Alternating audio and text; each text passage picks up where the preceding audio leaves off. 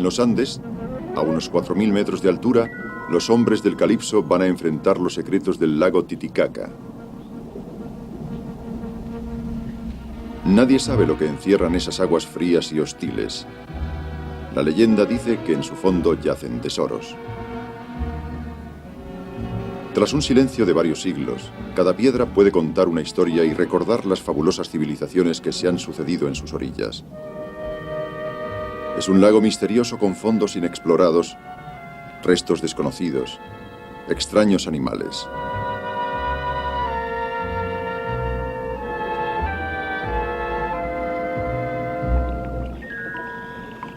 La vida se aferró aquí, a pesar de la implacable hostilidad, y tomó formas de pesadilla.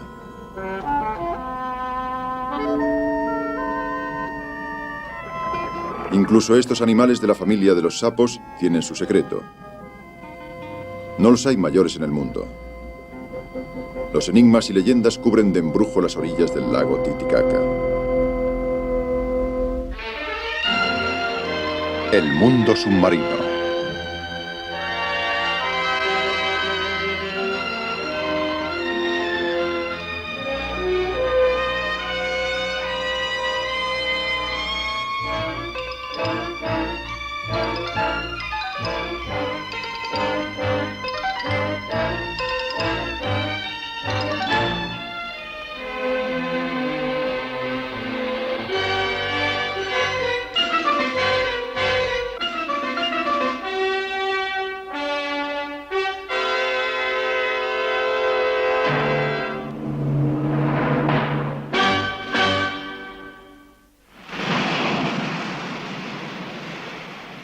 La leyenda del lago Titicaca.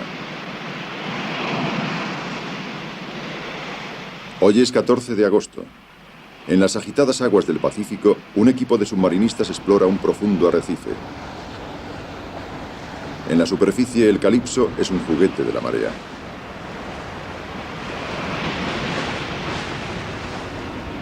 El comandante Cousteau espera el regreso de sus hombres. Observa el viento que arrecia y el mar que se encrespa. Bajo el agua la tormenta no se nota.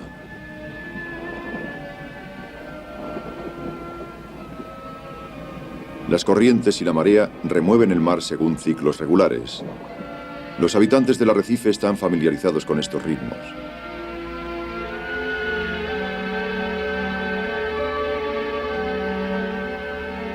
Sé muy bien lo que es la calma en las profundidades. Conozco esa tendencia a olvidar la superficie que tienen los submarinistas. Van de hallazgo en hallazgo a su antojo, sin preocuparse por las inquietudes que crecen arriba.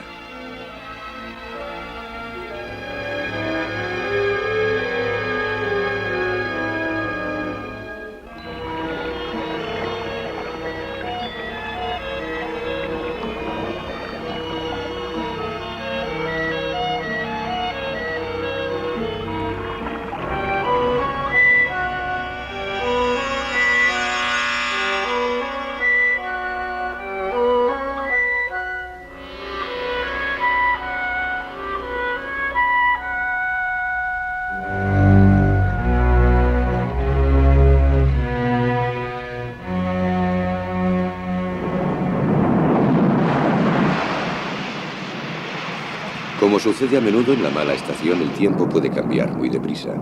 Hago volver a los submarinistas que no se dan cuenta hasta qué punto es urgente. En pocos minutos la recuperación se volverá problemática.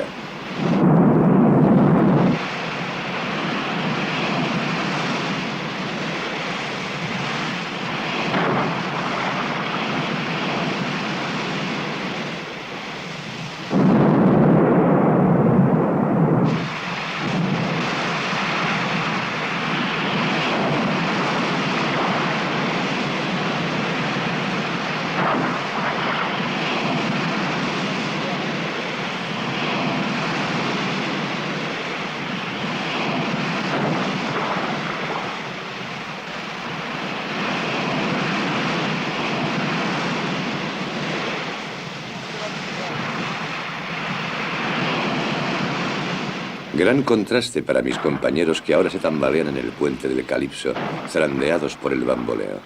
Vienen de un universo en el que planeaban como arcángeles y llegan a un mundo en el que de nuevo les aplasta la gravedad. Bueno, Jean-Paul, aquí ya hemos terminado. Ahora nos dirigiremos al Perú, pues dentro de 6 semanas llegará a la estación de las lluvias al lago Titicaca. Cuando estemos en Matarani, cargaremos en el ferrocarril las 2 cápsulas de inmersión y 20 toneladas de material. El tren cruzará los Andes hasta llegar al lago. ¿Por qué el lago Titicaca? Sin duda, la atracción del hombre no bastaría para justificar nuestra elección. Para nosotros, sumergirse a casi 4.000 metros de altura presenta problemas completamente nuevos. Conocemos poco las reglas fisiológicas de la inmersión en altitud. Además, también se sabe muy poco sobre el mismo lago, su profundidad, la vida que alberga, sus orígenes geológicos. Hay además problemas arqueológicos. Allí estaremos en una región inca. Alrededor del lago hay construcciones gigantes, templos. ¿Tienen estas edificaciones prolongaciones subacuáticas en el lago? No lo sabemos.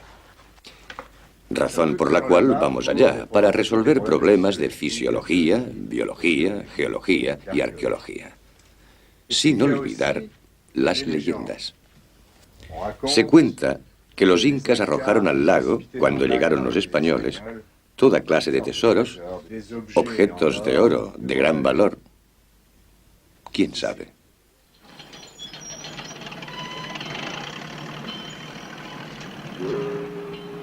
En los muelles del puerto peruano de Matarani, un tren especial está dispuesto para transportar a 17 hombres, 20 toneladas de material y las 2 cápsulas de inmersión, hasta unas montañas que alcanzan los 4.400 metros.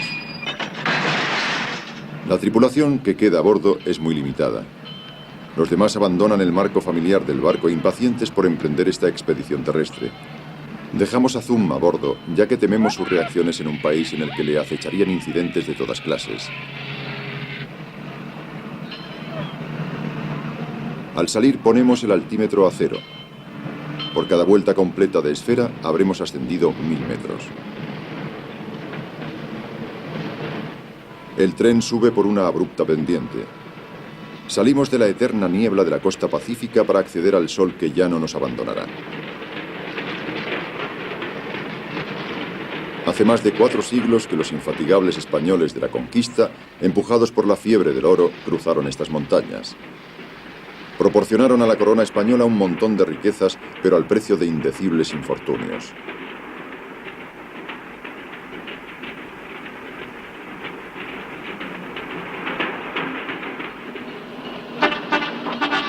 En Pampa de Arrieros, nuestra caravana se detiene para dejar pasar el tren que desciende.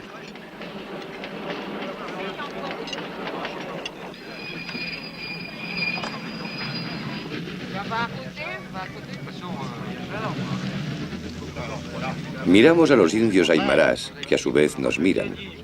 Nuestra mutua curiosidad es grande, pero la posibilidad de entendernos es muy limitada. Nos sentimos separados por un abismo comparable al que hay entre la altura de los Andes y las profundidades del mar. Los incas construyeron una amplia red de caminos a través de las montañas, pero el Perú moderno ha conseguido una hazaña semejante al desplegar vías férreas por estos vertiginosos desfiladeros.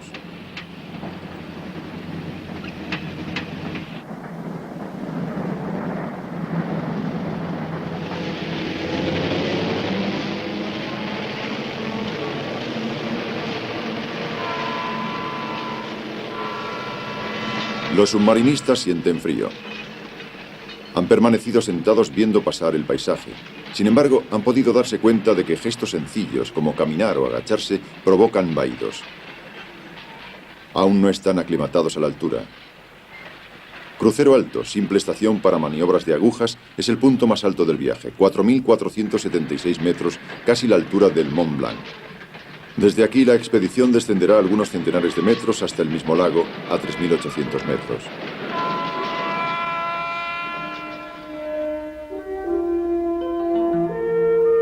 El lago aparece como un mar en medio de las montañas. Con una longitud de 225 kilómetros y una anchura de 60, tiene la misma superficie que Córcega, 7.000 kilómetros cuadrados. Es la extensión de agua navegable más alta del mundo.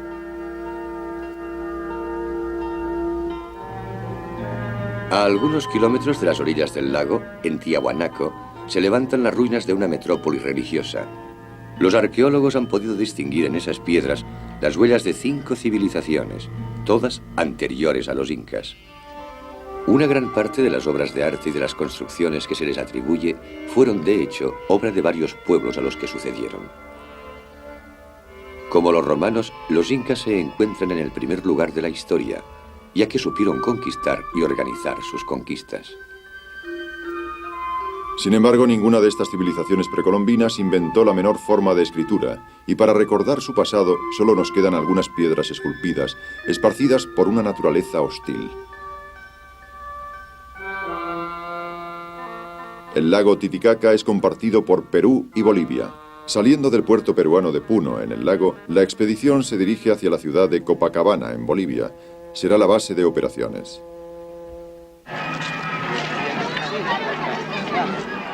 Las cápsulas de inmersión causan gran curiosidad. Su llegada es pretexto para una gran fiesta entre los indios y para nosotros una manera de calmar sus temores y ganar su confianza. Todos los pueblos de los alrededores han enviado a sus bailarines y a sus músicos.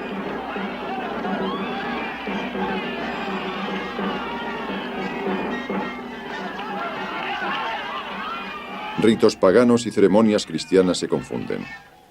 Las cápsulas de inmersión son adornadas y bendecidas como para un bautismo.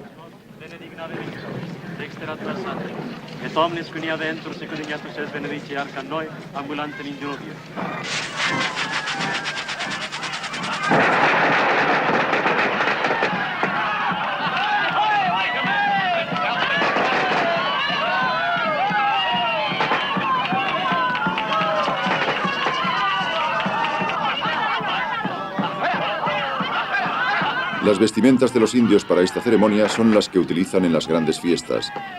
Estas constituyen la única alegría de su monótona existencia. Muchos de estos disfraces y máscaras recuerdan a sus antiguos amos españoles. También es la ocasión de cantar, bailar y sobre todo, beber.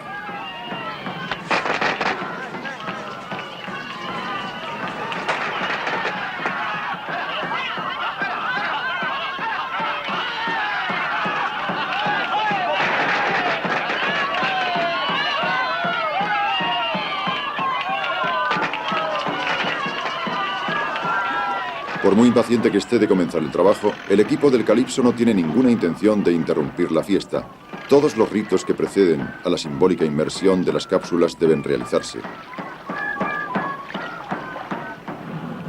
A bordo del pontón que nos servirá de plataforma de inmersión, experimentamos la sensación de haber cambiado de planeta. El peso de nuestro equipo nos exige un esfuerzo físico considerable. A esta altitud, la menor tarea nos agota.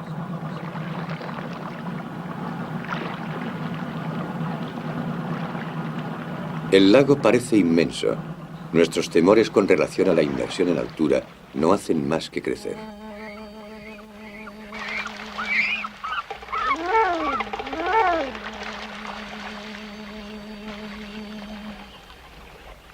Miramos evolucionar a los cormoranes. En el aire enrarecido de los Andes, los cormoranes normalmente tan ágiles tienen dificultades para elevarse de la superficie del lago.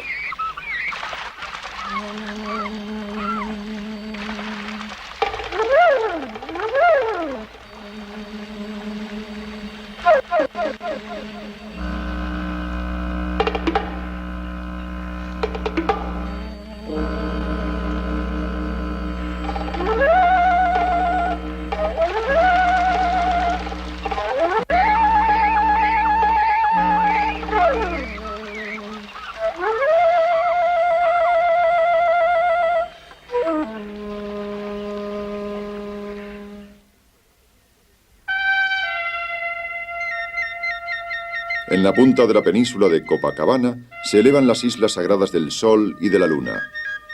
Es sin duda el mejor lugar para empezar las investigaciones.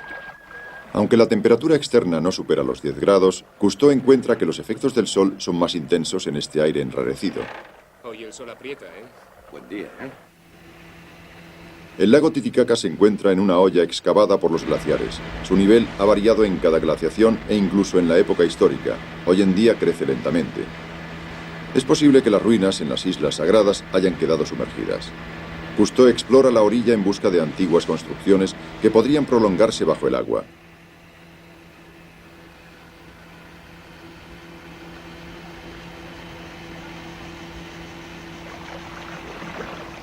A bordo del pontón, el equipo se prepara para una inmersión de prueba. Hay que ver en qué medida la altitud influye en las posibilidades de trabajo en el agua. Incluso el mismo compresor tiene problemas. El aire no suministra suficiente oxígeno al motor. Los pájaros son como el motor, tienen dificultades para arrancar.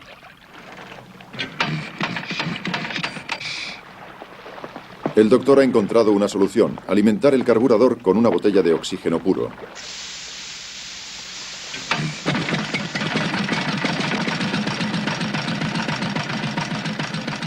Delmotte y Deluar serán los primeros en sumergirse. Se han vestido lentamente, ya que incluso los gestos familiares de ponerse el equipo se vuelven aquí muy penosos. Para que un hombre trabaje con eficacia a esta altura, es necesario que la cantidad de glóbulos rojos aumente, lo que requiere algunas semanas, pero además que el tamaño de los pulmones y el metabolismo se modifiquen.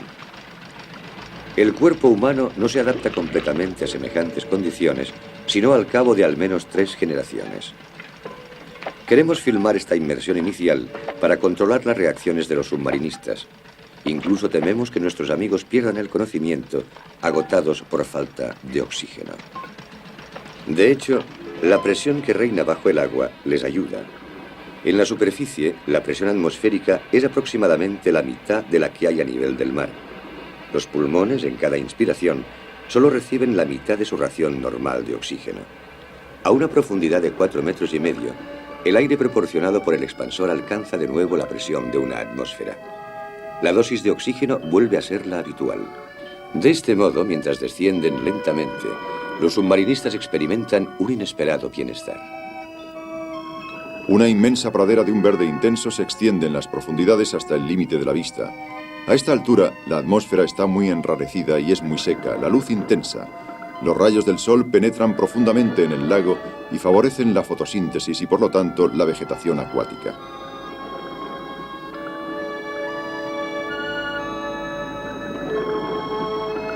Bajo la alfombra vegetal, el fondo está formado por varios metros de barro y lodo. El brazo se hunde en él hasta el hombro.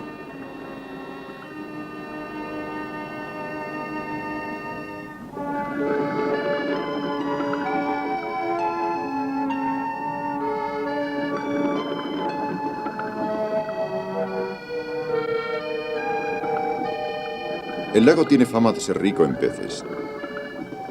Abajo no da en absoluto esa impresión. Los peces no se mueven en bancos apretados.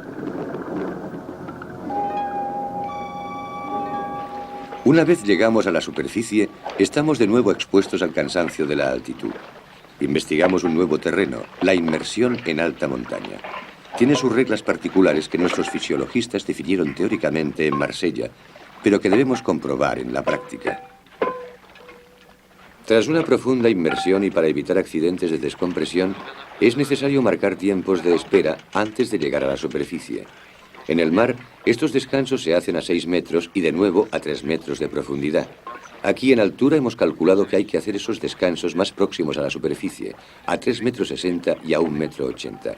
Gran estreno para la inmersión en altura. Doctor, nuestras tablas de descompresión modificadas para el lago Titicaca, a 3.800 metros de altura, han resultado exactas. El doctor Jacques Tassi somete a los submarinistas a un profundo examen. El trabajo bajo el agua se muestra menos agotador que los esfuerzos en tierra. Sin embargo, por prudencia, el doctor decide reducir nuestro programa de trabajo.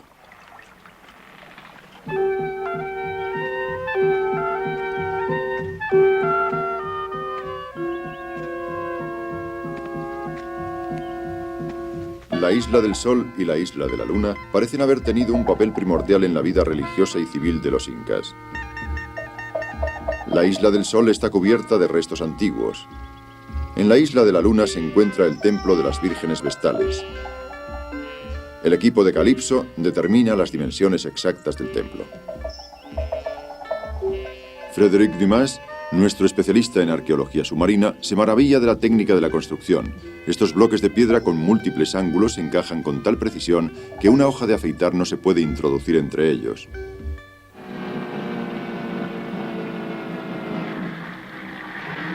Tras haber determinado el probable emplazamiento de los cimientos bajo el agua, los submarinistas se esfuerzan en localizarlos entre los juncos que los indígenas llamaban totoras.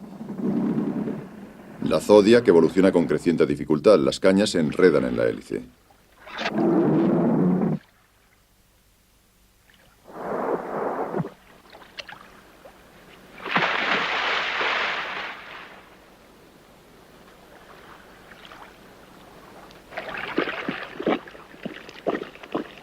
Jean Ryan se abre camino a través de toda esa vegetación.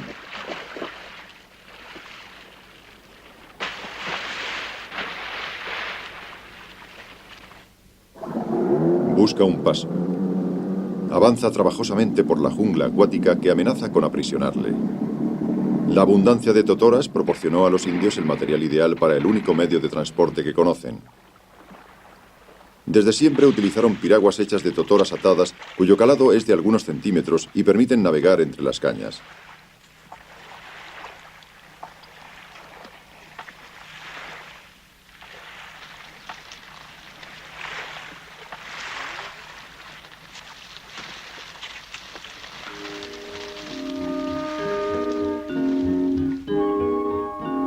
Frédéric Dumas encuentra un enorme monolito en la orilla. La superficie está carcomida, pero es evidente que esta piedra fue tallada por el hombre.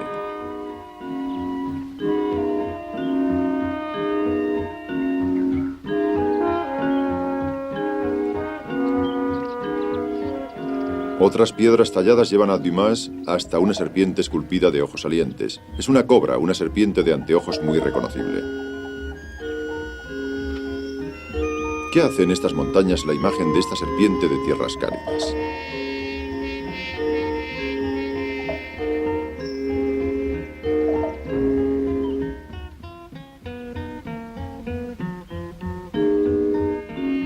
Dumas sigue la pista hasta el lago.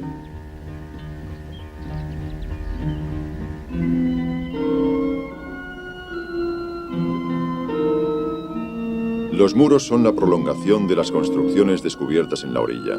El crecimiento de las aguas los ha sumergido lentamente. Estos edificios se remontan a los remotos tiempos de la historia precolombina. Se decía que a menudo estaban recubiertos de oro, lo que dio origen a la leyenda de un tesoro hundido. Estas pocas piedras disipan para siempre las fábulas que inspiraron. Poco a poco esperamos completar el inventario de las ruinas sumergidas.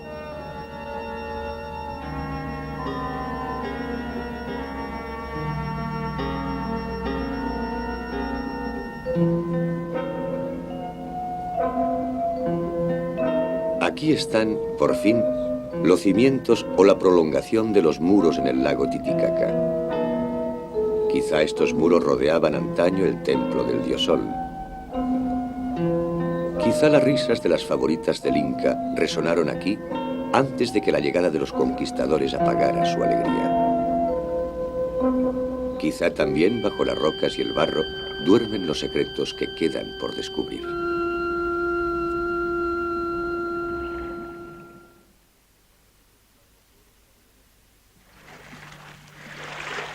Para la gente del lago, todo lo que no comprenden es inca. Sus informaciones no son de mucha utilidad, aunque nos conducen hasta el viejo del lago. Nacido en la Isla del Sol, ha vivido 86 años en sus orillas.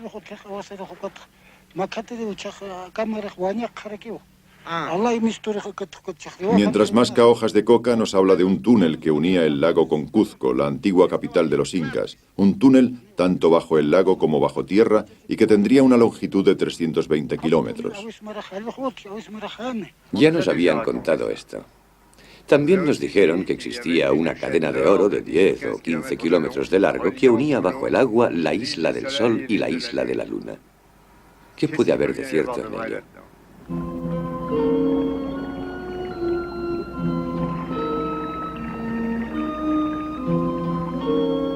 En el agua, bastante clara pero cargada, la visibilidad no supera los 15 metros. El fondo está generalmente atestado de rocas cubiertas de algas. Jean Ryan observa restos, pedazos de alfarería cubiertos de algas que apenas se distinguen de las rocas que los rodean. Los trozos de alfarería son para los arqueólogos lo que las pepitas para los buscadores de yacimientos. He encontrado muchas vasijas durante otras expediciones. Esto me enseñó prudencia. Todo lo que se puede advertir aquí es que el dibujo que se encuentra en estos fragmentos tiene un carácter bastante primitivo. Serán los expertos los que fijarán la fecha y el origen de los objetos. De este modo, darán un sentido a nuestros descubrimientos.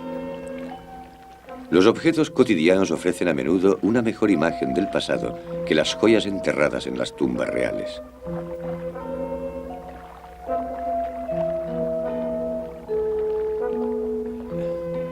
Pesa bastante. Más que las otras. Nuestras exploraciones se multiplican y observamos en primer lugar la escasez de peces. Ahora bien, no hay duda de que los peces son el principal alimento de las tradicionales poblaciones del lago como los urus y los aymarás. El submarinista Ryan se acerca a una de las ciudades flotantes de los indios urus. Son los descendientes bastardos del pueblo del lago, los últimos supervivientes de los primeros habitantes del altiplano andino. Hoy son poco más de 200. Aunque viven sobre el agua, le tienen miedo. También creen que aquel que cae en ella muere enseguida.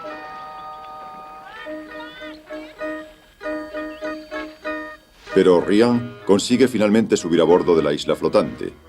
Las totoras sirven para todo. Es la verdura, el forraje, el combustible, el material para las chozas, los barcos e incluso para la isla flotante. Cuando las primeras capas se pudren, se extienden encima otros juncos recién cortados. A veces sucede que los hogares prenden fuego a las cañas secas. Entonces los pobladores se amontonan en las piraguas y esperan que el incendio se apague.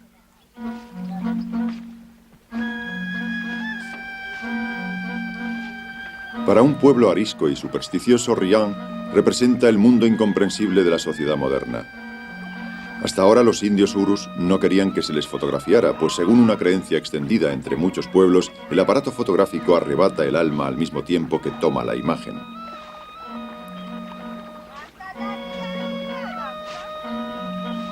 Ryan les distrae, lo que nos permite filmar el pueblo con relativa libertad. Los cormoranes son muy numerosos en el pueblo. En otros países se utilizan para pescar. Los urus los crían como pollos para comérselos. Ryan hace un descubrimiento significativo mientras se pasea por el pueblo. Ve objetos de cerámica idénticos a los encontrados en el lago. Un poco más lejos se encuentra un rótulo. Atención, escuela. Pero es una escuela flotante. Ryan se va por donde ha venido. Quizá dentro de una generación las madres convencerán a sus hijos para comer la sopa, amenazándoles con el demonio negro y amarillo que surge de las profundidades.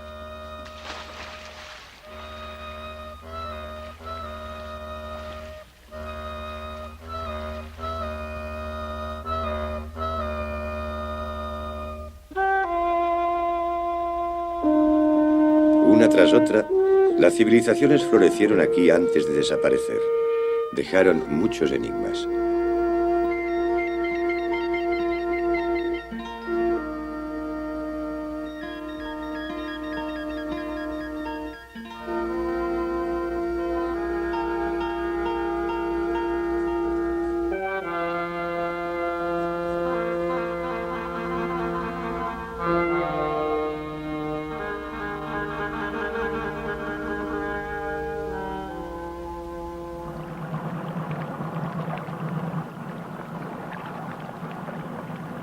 Hay que irse. Vamos. Durante 4 semanas, los submarinistas han explorado las aguas del lago tan lejos y tan profundamente como han podido. Ahora serán las cápsulas de inmersión las que continuarán las exploraciones. Mientras se las pone a punto, los submarinistas empiezan su investigación sobre la fauna.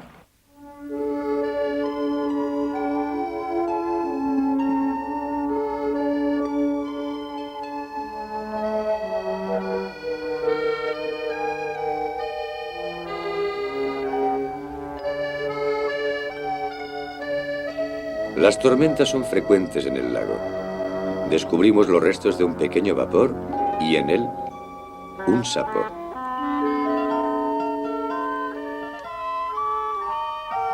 Aquí, incluso los animales tienen su misterio. Estos viven como las ranas y se asemejan a los sapos. Los hemos encontrado por todas partes en el agua, nunca en la superficie. Al aire libre, se asfixian.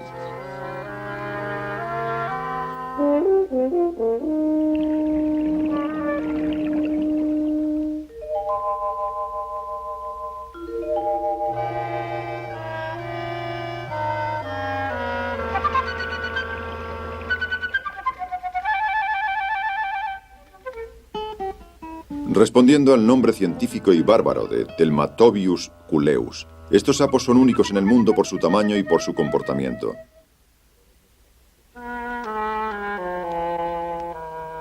Todos los demás sapos deben respirar en la superficie. Entre los Telmatobius, los pulmones atrofiados son inutilizables. Como no poseen las branquias de los peces, respiran a través de los pliegues de la piel que forman un verdadero manto. Los minúsculos capilares que cubren la superficie de sus cuerpos extraen el oxígeno directamente del agua.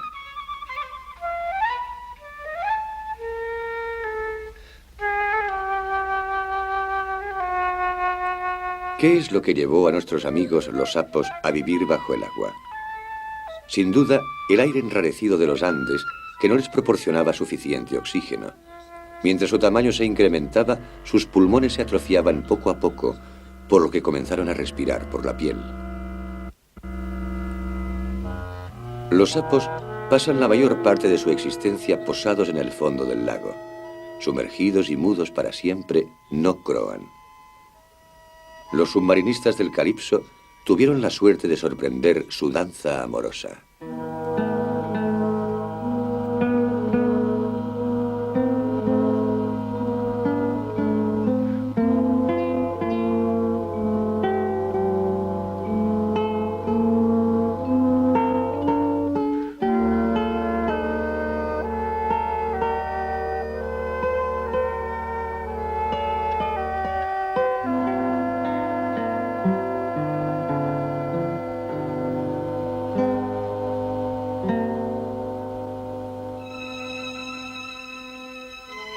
Hay otro misterio en este lago. Encontramos en las hierbas gran cantidad de peces muertos. Algunos estaban hinchados, otros deformados. No parecen haber sido muertos.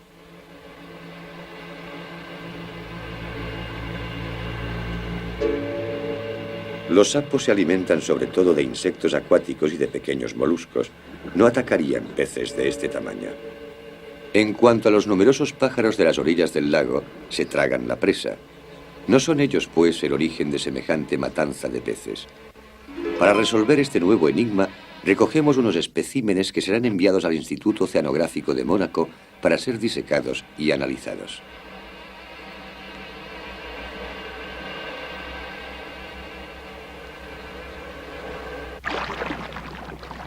Sea cual sea la causa de la muerte de estos peces, el equilibrio biológico de todo el lago y la vida de los indios pescadores se verán comprometidos si no se pone fin a esta hecatombe.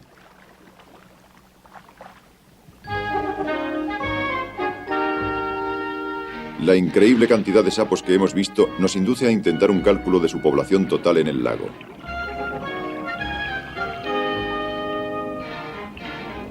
Dado que no hemos encontrado un solo lugar sin sapos, basta para tener una idea muy aproximada de su número total con contarlos en un cierto perímetro.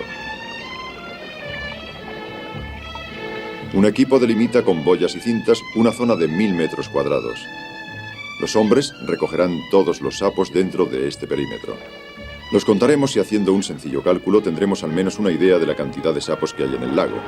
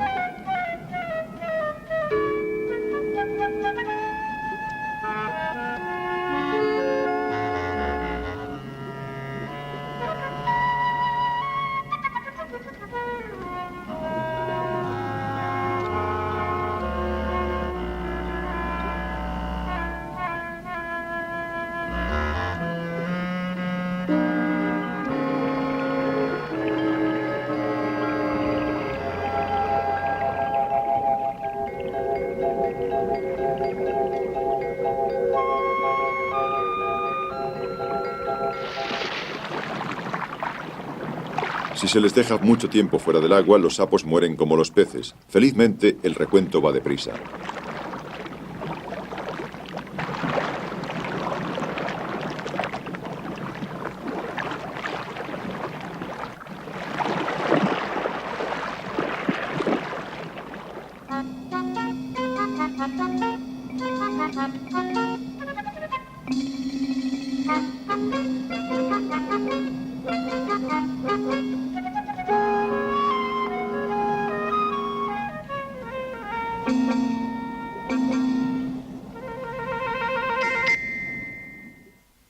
No, ese no.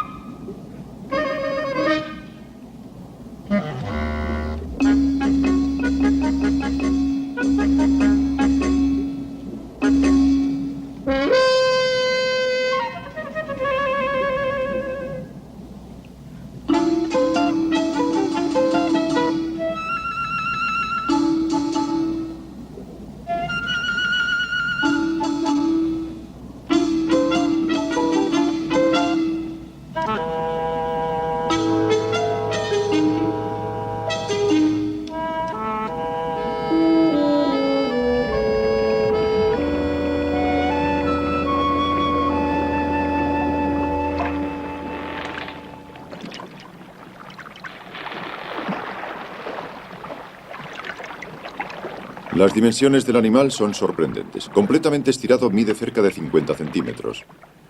Las ancas son casi 2 veces más largas que el cuerpo. El sapo puede alcanzar 1 kilo.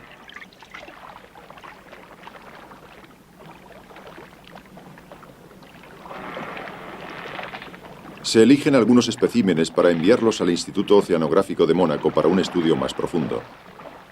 Los sapos nunca han formado parte de la alimentación de los habitantes del lago, pero son probablemente comestibles y podrían representar una fuente de proteínas nada despreciable.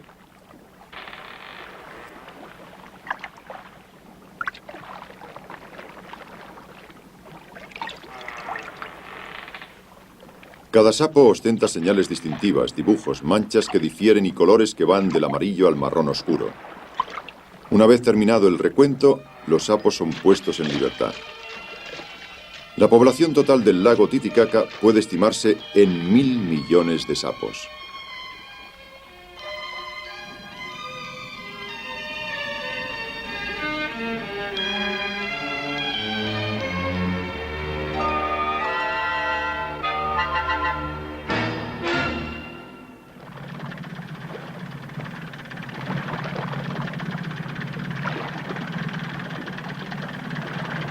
El doctor Harold Edgerton, profesor del Instituto Tecnológico de Massachusetts, impaciente por participar en otra expedición con su amigo Cousteau, prepara los ensayos de su sonar especial.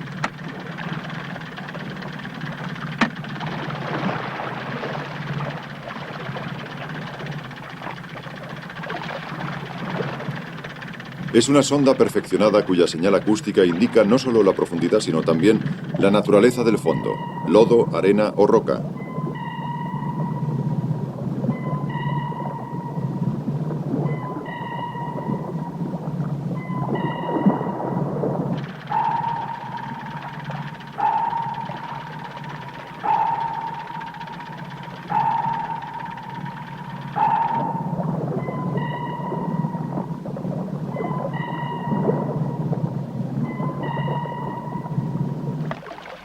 La banda de registro da una imagen detallada del fondo del lago.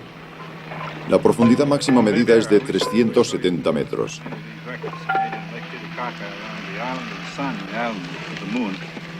One of the most interesting areas has been plotted up on another chart,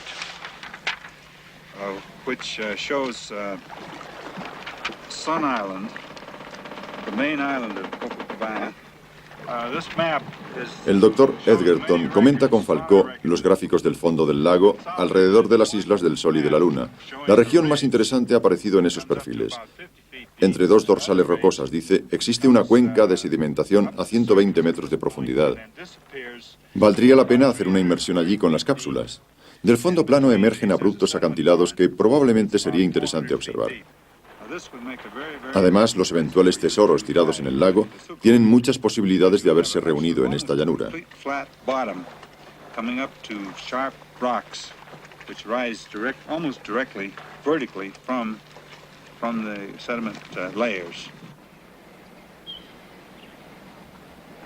Finalmente, las cápsulas de inmersión, que familiarmente llamamos pulgas, van a relevar a los submarinistas. Uno creería encontrarse en el Mediterráneo en invierno. Sí, confieso que tengo dificultades para imaginarme que no estamos en el mar, que se trata de un lago. Un lago a 3.800 metros de altura y que en agua dulce el empuje de Arquímedes es menor que en el agua del mar. Nuestras cápsulas, que pesan cerca de 2 toneladas en el aire libre, están perfectamente equilibradas para el agua de mar. Pensamos que en agua dulce serán 70 kilos más pesadas. Vamos a añadir flotadores sujetados en la parte superior de las cápsulas. Nuestros pilotos, gracias a esos flotadores, podrán evolucionar con tanta soltura en el lago Titicaca como en el océano. El pontón y la grúa están a punto. La tripulación procede a las últimas comprobaciones. Cousteau y Falcó van a tomar los mandos.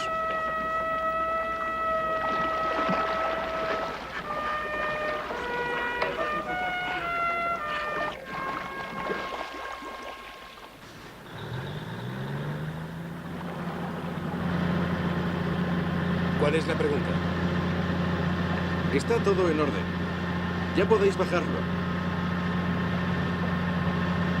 Bueno, ¿y tú qué crees? ¿Va todo bien o qué? Sí, perfectamente. Seguid informando. Está bien, haremos lo posible. En el interior, Falcó indica que todo funciona normalmente. La unión telefónica con el puente se desconecta y el último vínculo con la superficie se corta. Todo irá bien, tranquilos, aunque sea en esa altitud. Ahí va.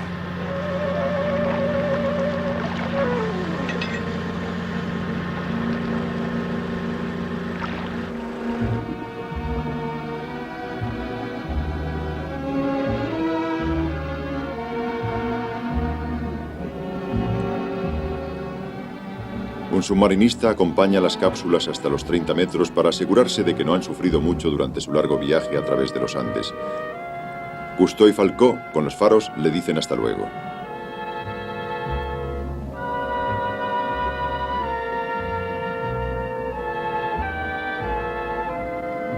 Habíamos calculado exactamente la nueva flotabilidad en el agua dulce y nuestros ingenios se muestran muy manejables a pesar de las modificaciones que han sufrido. Comunico mis impresiones a Falcó y decidimos filmarnos el uno al otro mientras filmamos el fondo del lago.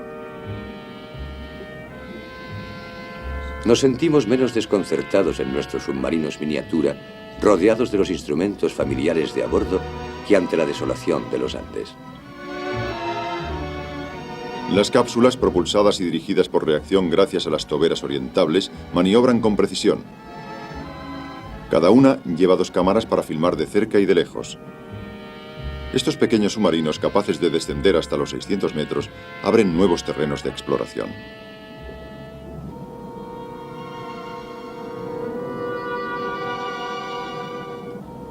Las 2 cápsulas descienden una junto a la otra, bordeando prudentemente las rocas. La carta levantada gracias a los registros del sonar del Dr. Edgerton sirve de guía a los pilotos. A 120 metros, los submarinos alcanzan la cuenca sedimentaria observada por el Dr. Edgerton. Empieza el largo viaje por encima del lodo.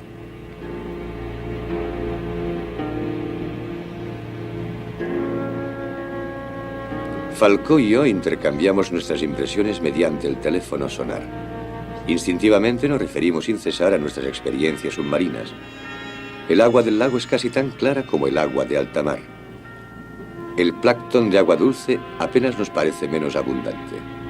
Los sedimentos acumulados en el fondo del lago tienen, según la estimación de Edgerton, al menos 10 metros de espesor.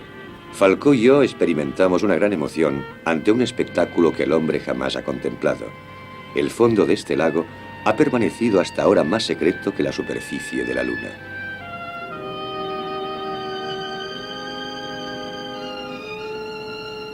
Más o menos en medio de esta llanura aparecen huellas incomprensibles.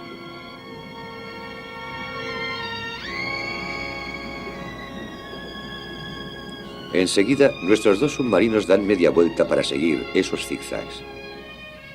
Los surcos han sido trazados por nuestros viejos amigos, los sapos. Jamás se habían observado sapos vivos a más de 120 metros de profundidad.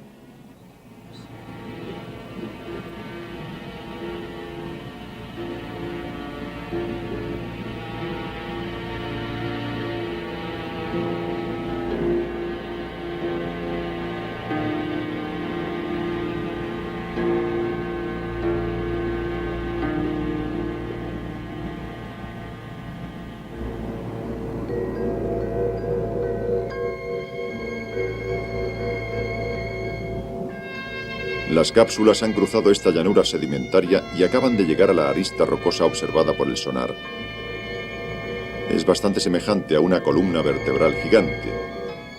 La exploración ha terminado.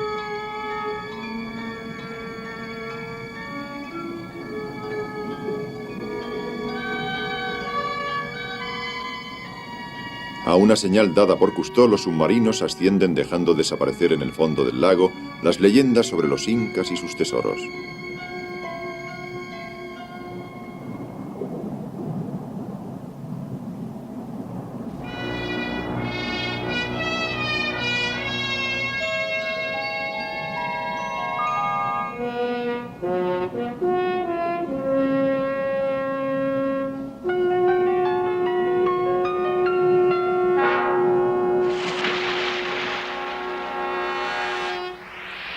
En la superficie, los dos submarinos miniatura resoplan como ballenas, indicando así su posición al pontón.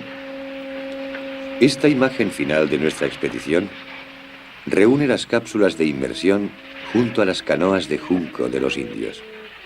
Resume 2000 años de historia del lago Titicaca. Cousteau regresa a Mónaco en busca de la respuesta al problema de los peces muertos. Y bien, Garpín, ¿has podido resolver el misterio de los peces muertos del lago Titicaca? Sí, los peces tienen úlceras. Seguramente se trata de una furonculosis transmitida por las truchas que se han introducido en el lago. ¿Y crees que se logrará salvar la fauna del lago? Eso creo. Se están haciendo investigaciones. Desde ahora, los biólogos se han puesto manos a la obra. Van a intentar detener un mal que dejaría a los sapos y a las truchas como únicos propietarios del lago.